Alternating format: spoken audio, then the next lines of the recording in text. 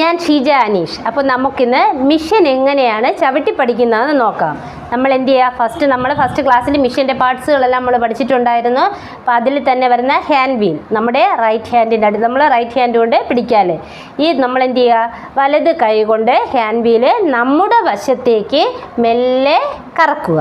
കറക്കുമ്പോൾ എന്ത് ചെയ്യും, ഈ ബാൻ വീല് കറങ്ങാൻ തുടങ്ങുക. ആ ബാൻ വീല് കറങ്ങുമ്പോൾ ഫുട് പെഡൽ തനിയെ തന്നെ മൂവ് ആവുന്നുണ്ട്.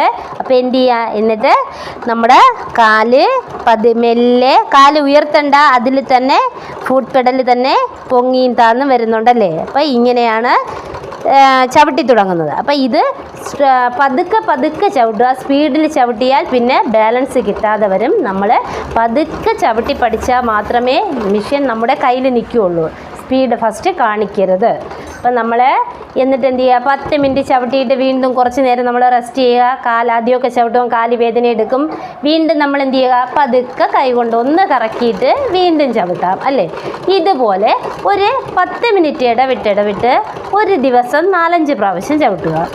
അന്നിരുന്ന നിങ്ങൾ പിറ്റേ ദിവസമാകുമ്പോൾ മെഷീനിൽ വന്നിരിക്കുമ്പോൾ സ്മൂത്തായിട്ട് ചവിട്ടാൻ പറ്റും. ഇത് നിങ്ങളൊന്ന് പരീക്ഷിച്ച് നോക്കണേ. അപ്പോൾ എനിക്കിവിടെ ക്ലാസ്സിന് വരുന്ന കുട്ടികളെല്ലാം എനിക്കറിയാം, ഫസ്റ്റ് വരുന്നവർ, പേടിച്ചിട്ട് വരുന്നവർ പിറ്റേ ദിവസം ഹാപ്പി ആയിട്ടിരുന്ന് ചവിട്ടുന്നുണ്ട്. അതുകൊണ്ടാണ് അങ്ങനെ ഗ്യാരണ്ടി പറഞ്ഞു. അപ്പം നിങ്ങളും ചവിട്ടി നോക്കുക. മറക്കരുത്, ഈ ചാനൽ ഇപ്പം തന്നെ സബ്സ്ക്രൈബ് ചെയ്ത് വെച്ചോളൂ. സ്കിപ്പ് ചെയ്യാതെ കാണുക.